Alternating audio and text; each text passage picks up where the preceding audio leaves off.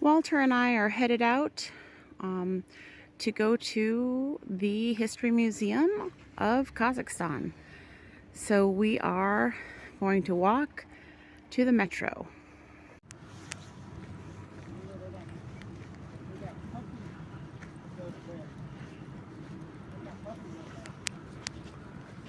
Walter has already taken a detour to the bakery. So let's see. He normally buys bread here, or often, right? And they cook bread in this outdoor oven. And he's looking at these breads here that are in the window.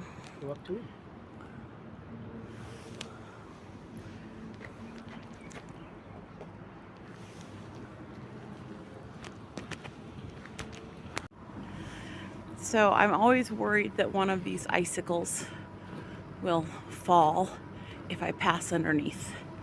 Because, I mean, they're 15-inch knives.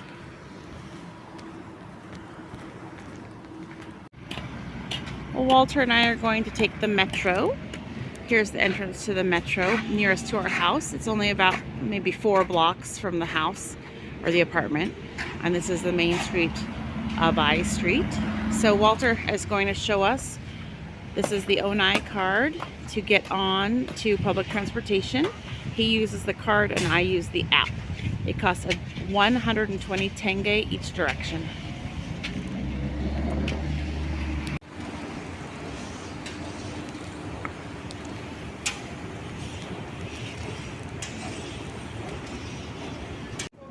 We live at the end of the metro line, so there's only one way we can go.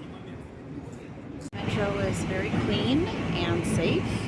When you're here in Almaty, don't have any worries about taking it.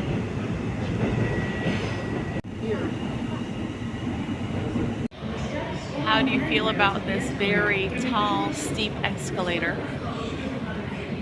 Don't like it. Holding on pretty good?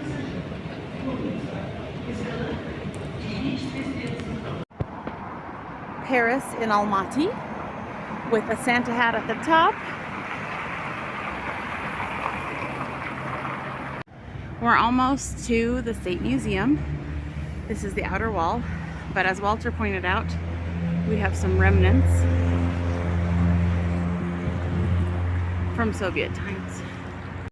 We have reached the outside of the History Museum. Although we've been here a year and a half, this is our first time going here.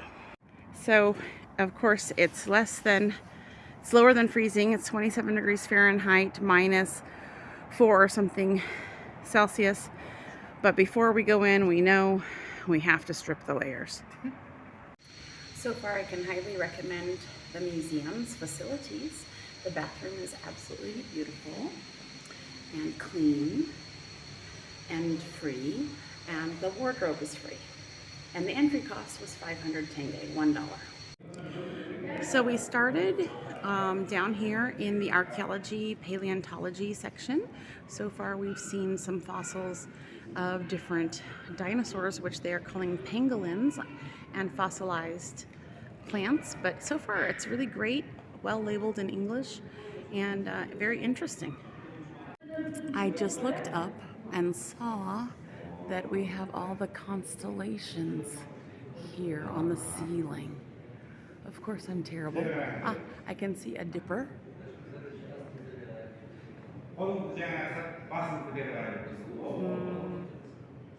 Maybe I can find the Belt of Orion or something, but I'm really terrible with constellations. How cool is this? We're looking at these miniatures, and this one has glass that makes it look like it's underwater. At first I thought there was a mistake. And I believe there's some trilobites. Google said to leave about an hour and a half for this museum, but we are in the very beginning stages still, and I think we've been here, well, at least 30 minutes. But you know, I love to read about all of these items. Look at this burial mound and these items found inside in the Almaty region. It's hard to get good video because of the glass cases, but this is some of the early jewelry that they have found. 4th century BC. This rock crystal. Look at that, how beautiful. I don't know if you... This is an offering altar with the shape of a ram's head. I was recently gifted earrings with this heart-shaped design. And this is from the 4th to 6th century BC. And then this one is also an offerings altar in bronze. Look at all of the animals around. Taking a look at some of the weaponry. These are daggers. Found in central Kazakhstan. They're made from bronze and iron from the 7th to 3rd century BC. These were found in burial mounds. These are clothing ornaments made of gold from the 8th to 7th century BC of a stag. And this bottom one, look at these details. This is part of the leg ornamentation on this cauldron. There are a few others, but that's the most ornate of the cauldrons. This is a burial found in a stone chest. It says from the 15th to 12th century BC.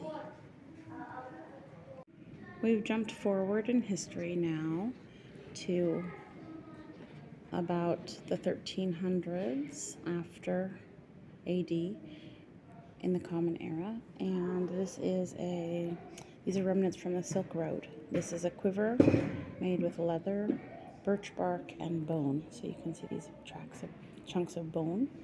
And then we have actual silk remnants. These were found in a burial that's set around 7 kilometers from Almaty. Silk fragments from the Silk Road.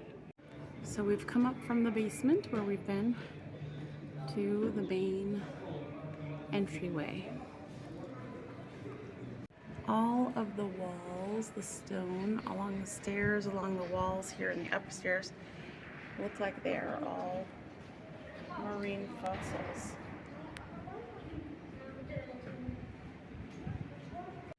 We've come up to the top floor of the museum. We found some exhibits we need extra tickets for. And we are looking at some weapons. And these first ones say they're from the second half of the 6th century BC. But these are some traditional clothes people might have worn.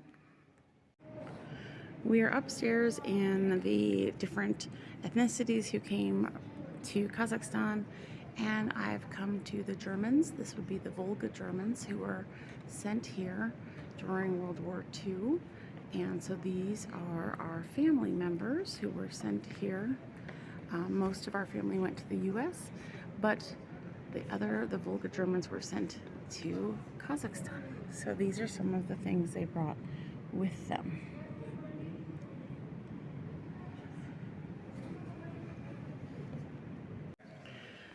Here is a yurt and some musical instruments, dombra it looks like. Let's check it out. Let's take a look inside the yurt. First, let's look at these beautiful carved doors and woolen carpets. The whole floor covered in woolen carpets, the walls. See the light coming in, the trunks, and the bed. This outside door comes down to hold out the cold. Some replicas of weaving.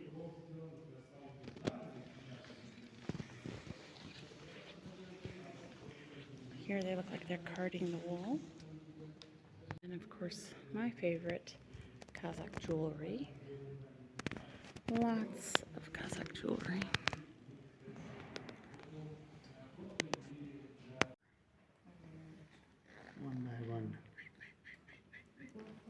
Probably weighs a lot too. Walter's giving you his spiel while I film. So these would be fabrics used inside the yurts. This is leather, embroidered leather, velvets, all these beading, wools, felts. Okay, so for our 500 tenge each entry fee, $1 each, we spent about maybe 2.5 hours at the History Museum today. Not a bad use of $1. We're at one of the fanciest, biggest malls here in Almaty. This is Dostik Plaza. We still have New Year's decorations. Let's go in. Walter stopped immediately in front of this, which is stuffed dates, although he thought they were chocolates, but look at how pretty this shop is. I like all the malls when they have the New Year's decorations up.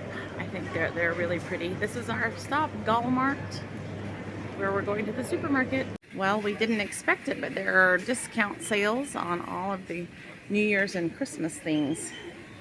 Too bad we aren't staying, or most likely aren't staying, in Kazakhstan for next Christmas. Here's Walter tempting my whole year's salary by picking this Grey Goose up at Galmart. Put it down. Just get a little of the vodka selection. Now, some stores have a lot larger selection. This is in the mall, so there's not quite as much. We actually are out, so we were gonna buy a small bottle, but we might wait for our local store. It's maybe a bit better prices. We're into large products today. So here is the mukbang ramen extra large for mukbang challengers. So I was saying earlier, there's some things that we can get here that we can't get at home. For example, here's a mulberry preserve, white mulberries, if you see in here. And this one is, well, that one's easy, that's peach, but here's watermelon. It's chunks of preserved watermelon. Here's pumpkin. Here's quince, walnut and lemon. I think it's walnut and lemon, or it might be walnut and quince. And one I bought before here, it was dogwood. And here's a rose. This is rose. But one I bought before was dogwood, and I didn't exactly love it, but there are a lot of interesting ones to try. Like, look at that. What is that? It says dessert. Vitamin dessert. Now we've come to the honey section, and I've never tried like blackberry honey, apple honey, raspberry honey. It looks so delicious. And then Walter's like, look at this. You can take a whole honeycomb home, made in Kazakhstan. Different honeycombs. And this is cream honey. We've got cream honey at home right now, and it's nice. Creamed honey is good. There's a brown honey that we didn't really like. Here's honey filled with walnuts. Oh, look at these little yurts.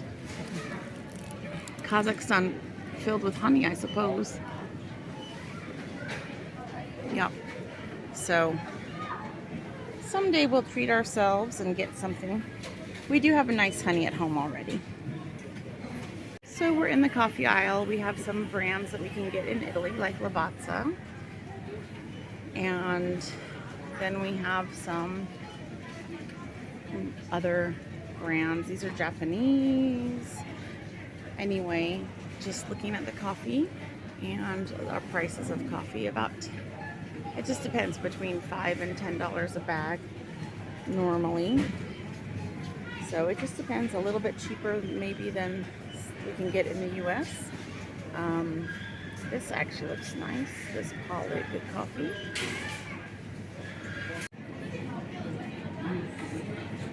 So these are by, I believe, 100-gram prices. Oh, it's hard for us to find ground chicken. Salmon, and Walter's infatuated with the fish heads. Alright, we've come to the bakery section. As you can see, 300 tenge, 330 tenge, 290 tenge. So less than $1 for basically all kinds of deliciousness.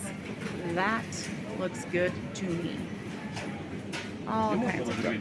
So here was our completely unnecessary afternoon haul, and this came to 17,000 something tenge. So I would guesstimate around $30.